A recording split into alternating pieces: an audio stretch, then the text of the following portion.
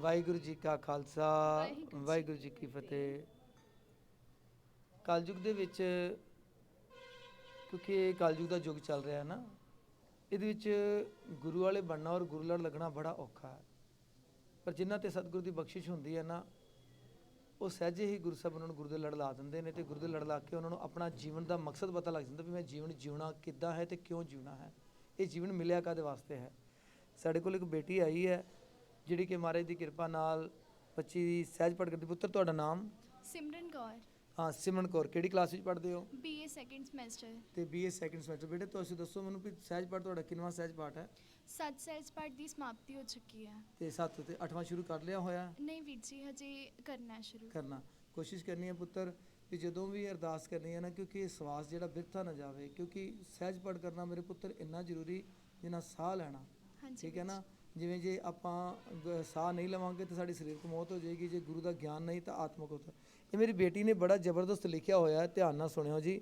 ਇਹ ਲਿਖਿਆ ਜੀ, ਜ਼ਿੰਦਗੀ ਵਿੱਚ ਜਿੰਨੇ ਮਰਜ਼ੀ ਗਿਆਨ ਹਾਸਿਲ ਕਰ ਲਓ, ਪਰ ਜੇਕਰ ਸਹਿਜ ਪਾਠ ਦਾ ਗਿਆਨ ਹਾਸਿਲ ਨਾ ਕੀਤਾ ਤਾਂ ਫਿਰ ਬਾਕੀ ਗਿਆਨ ਦਾ ਜ਼ਿੰਦਗੀ ਵਿੱਚ ਕੋਈ ਮਹੱਤਵ ਨਹੀਂ।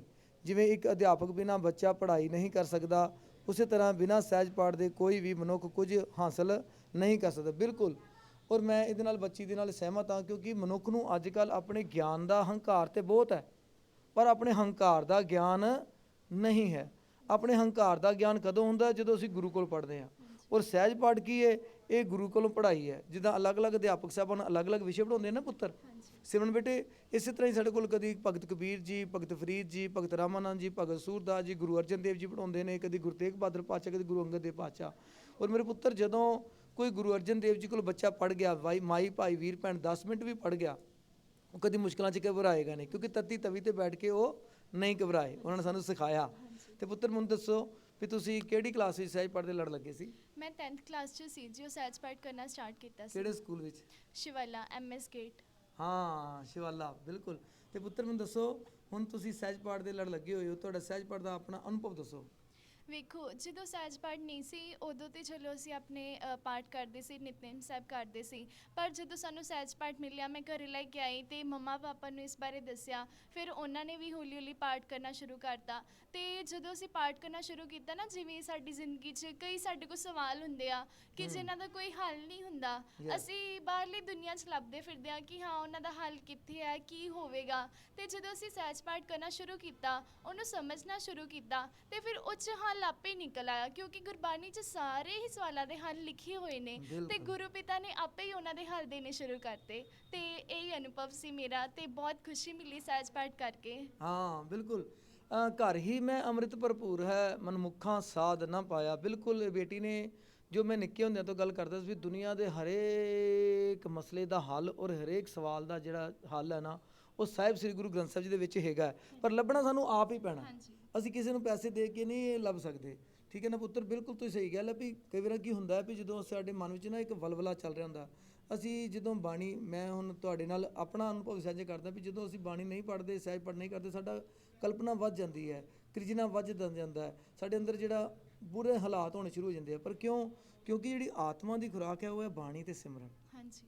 ਕਿਉਂਕਿ ਨਿਰੰਕਾਰ ਦਾ ਵਾਹਿਗੁਰੂ ਨੇ ਸਾਨੂੰ ਸਭ ਕੁਝ ਦਿੱਤਾ, ਸਰੀਰ ਦਿੱਤਾ, ਇਹ ਹੱਥ ਪੈਰ ਦਿੱਤੇ, ਸਾਡੇ ਕੋਲ ਦਿਮਾਗ ਦਿੱਤਾ, ਇਹ ਅੱਖਾਂ ਦਿੱਤੀਆਂ, ਸਭ ਕੁਝ ਦੇਖ ਸਕਦੀਆਂ ਨੇ, ਕਿੱਦਾਂ ਰੰਗ ਰੂਪ ਨੂੰ ਪਹਿਚਾਨ ਸਕਦੀਆਂ ਨੇ, ਮਾਤਾ ਪਿਤਾ ਦਿੱਤੇ ਨੇ ਸਾਨੂੰ ਸੇਵਾ ਕਰਨ ਲਈ, ਦਾਦਾ ਦਾਦੀ ਦਿੱਤੇ ਸਾਨੂੰ ਪਿਆਰ ਕਰਨ ਲਈ, ਇਹ ਸਾਨੂੰ ਸਭ ਤੋਂ ਵੱਡੀ ਦਾਤ ਦਿੱਤੀ।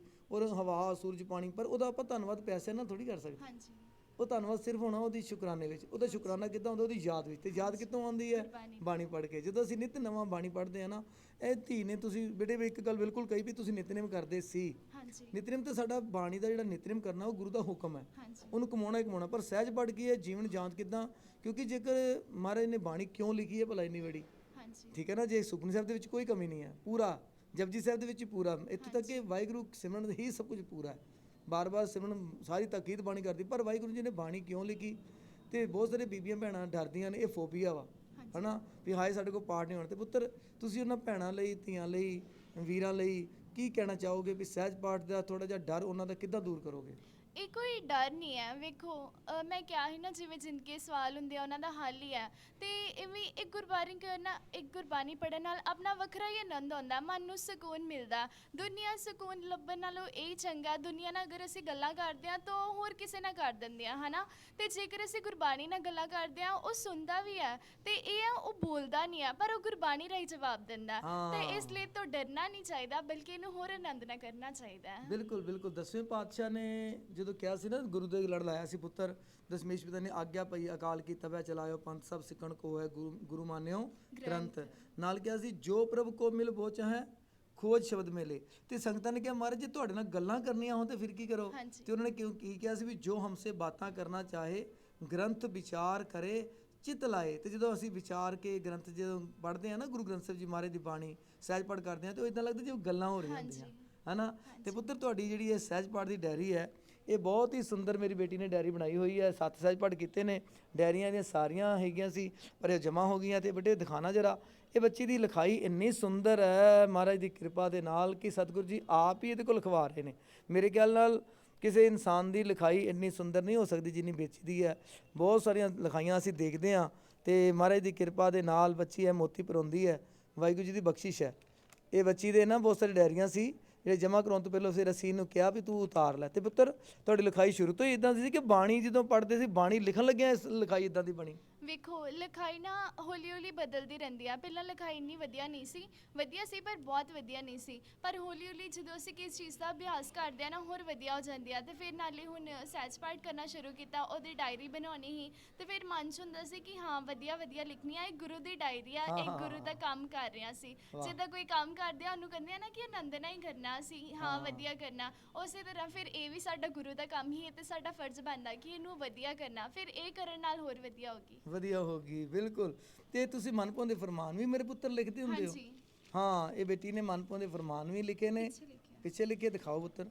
ਹਾਂ, ਵਾਹ ਜੀ ਵਾਹ, ਵਾਹ ਜੀ ਵਾਹ। ਸਿਮਰੋ ਸਿਮਰ ਸਿਮਰ ਸੁਖ ਪਾਵੋ, ਕਲ ਕਲੇਸ਼ ਤਨ ਮਾਹੇ ਮਿਟਾਵੋ। ਅੰਗ 262। ਫਿਰ ਬੱਚੇ ਨੇ 275 ਉਸਤਤ ਕਰੈ ਅਨੇਕ ਜਨ ਅੰਤ ਨਾ ਪਾਰਾਵਾਰ, ਨਾਨਕ ਰਚਨਾ ਪ੍ਰਭ ਰਚੀ ਬਹੁ ਵਿਧ ਅਨੇਕ ਪ੍ਰਕਾਰ। ਤੇ ਸੁਖਮਨੀ ਸਾਹਿਬ ਦੇ ਵਿੱਚੋਂ ਲਿਖੇ ਨੇ ਮਹਾਰਾਜ ਦੀ ਕਿਰਪਾ ਦੇ ਨਾਲ ਬੱਚੇ ਨੇ ਫਰਮਾਨ। ਵਾਹ ਜੀ ਵਾਹ, ਬਹੁਤ ਸੋਹਣਾ ਜੀ। ਵਾਹਿਗੁਰੂ ਦੀ ਕਿਰਪਾ ਵਾ ਕੋ ਗੁਰ ਜੈਸਾ ਨਾਹੀ ਕੋ ਦੇਵ, ਜਿਸ ਮਸਤਕ ਭਾਗ ਸੋ ਲਾਗਾ ਸੇਵ। ਬਿਲਕੁਲ। ਅਬ ਕਿਆ ਸੋਚੋ ਸੋਚ ਵਿਸਾਰੀ, ਕਰਨਾ ਸਾ ਸੋਈ ਕਰ ਰਹਿਆ, ਦੇਹ ਨਾਉ ਬਲਿਹਾਰੀ। ਸੋ ਪੁੱਤਰ ਤੁਸੀਂ ਸਹਿਜ ਪਾਠ ਦਾ ਅਨੁਭਵ ਵਾਹਿਗੁਰੂ ਦੀ ਬਖਸ਼ਿਸ਼ ਨਾਲ ਤੁਹਾਡਾ ਹੈਗਾ।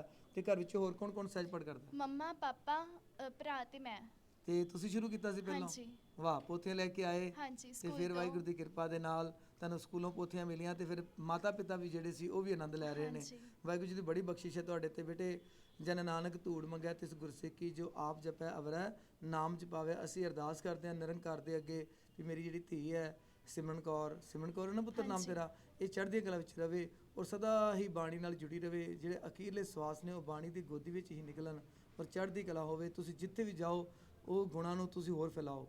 ਤੇ ਕਿਸੇ ਹੋਰ ਨੂੰ ਵੀ ਸਹਿਜ ਪਾਠ ਸ਼ੁਰੂ ਕਰਵਾਇਆ ਪੁੱਤਰ? ਹਾਂਜੀ, ਮੇਰੇ ਫਰੈਂਡ ਸੀ ਨਾ, ਫਿਰ ਹੁਣ ਉਹ ਵੀ ਸਹਿਜ ਪਾਠ ਕਰਦੀ ਆ, ਉਹਨੂੰ ਮੈਂ ਪ੍ਰੇਰਿਤ ਕੀਤਾ ਸੀ। ਅਤੇ ਹੁਣ ਮੈਂ ਗੁਰਦੁਆਰਾ ਸਾਹਿਬ ਜਾਂਦੀ ਹਾਂ ਨਾ, ਉੱਥੇ ਛੋਟੇ ਬੱਚੇ ਆਉਂਦੇ ਆ, ਹਜੇ ਉਹ ਸਹਿਜ ਪਾਠ ਤਾਂ ਨਹੀਂ ਕਰ ਸਕਦੇ ਕਿਉਂਕਿ ਉਹ ਛੋਟੇ ਆ। ਫਿਰ ਉਹਨਾਂ ਨੂੰ ਮੈਂ ਕਹਿੰਦੀ ਹੁੰਦੀ ਹਾਂ ਕਿ ਜਿੱਦਾਂ ਅਸੀਂ ਬੱਚੇ ਨੂੰ ਜੇ ਜੋੜਨਾ ਤਾਂ ਫਿਰ ਉਹਨੂੰ ਮੁੱਢ ਤੋਂ ਹੀ ਜੋੜਨਾ ਪੈਣਾ, ਛੋਟੇ ਹੁੰਦਿਆਂ ਤੋਂ। ਬਿਲਕੁਲ। ਅਤੇ ਫਿਰ ਉਹਨੂੰ ਹਜੇ ਮੈਂ ਇੰਨਾ ਕਰਨੀ ਆ ਕਿ 5 ਪਿਆਰਿਆਂ ਦੇ ਨਾਮ ਯਾਦ ਕਰਕੇ ਆਓ, 4 ਸਾਹਿਬਜ਼ਾਦਿਆਂ ਦੇ ਨਾਮ ਯਾਦ ਕਰਕੇ ਆਓ, 10 ਗੁਰੂਆਂ ਦੇ ਨਾਮ ਯਾਦ ਕਰਕੇ ਆਓ, ਰੋਜ਼ ਇੱਕ ਇੱਕ ਕੰਮ ਕਰਨੀ ਆ। ਫਿਰ ਇਸੇ ਬਹਾਨੇ ਉਹ ਰੋਜ਼ ਕੁਛ ਨਾ ਕੁਛ ਯਾਦ ਕਰਕੇ ਆਉਂਦੇ ਆ ਅਤੇ ਉਹ ਸਿੱਖੀ ਨਾਲ ਜੁੜਦੇ ਆ। ਫਿਰ ਹੌਲੀ ਹੌਲੀ ਉਹ ਨਿਤਨੇਮ ਸਾਹਿਬ ਕਰਨਗੇ, ਫਿਰ ਹੌਲੀ ਹੌਲੀ ਸਹਿਜ ਪਾਠ ਸ਼ੁਰੂ ਕਰ ਦੇਣਗੇ। ਹਾਂ ਬਿਲਕੁਲ ਪੁੱਤਰ, ਮੈਨੂੰ ਸਿਮਰਨ ਤੁਹਾਡੇ ਵੱਲ ਦੇਖ ਕੇ ਮੈਨੂੰ ਚੇਤਾ ਆ ਗਿਆ। ਸਾਡੇ ਭਾਈ ਸਾਹਿਬ ਭਾਈ ਹੀਰਾ ਸਿੰਘ ਜੀ ਸਨ, ਜਥੇਬੰਦਕ ਸਕੱਤਰ ਗੁਰੂ ਗੋਬਿੰਦ ਸਿੰਘ ਸਟੱਡੀ ਸਰਕਲ ਦੇ, ਜੋ ਕਿ ਭਗਤਨਪੁਰਾ ਰਹਿੰਦੇ ਸੀ ਮਜੀਠਾ ਰੋਡ ਦੇ ਉੱਤੇ ਪੁੱਤਰ।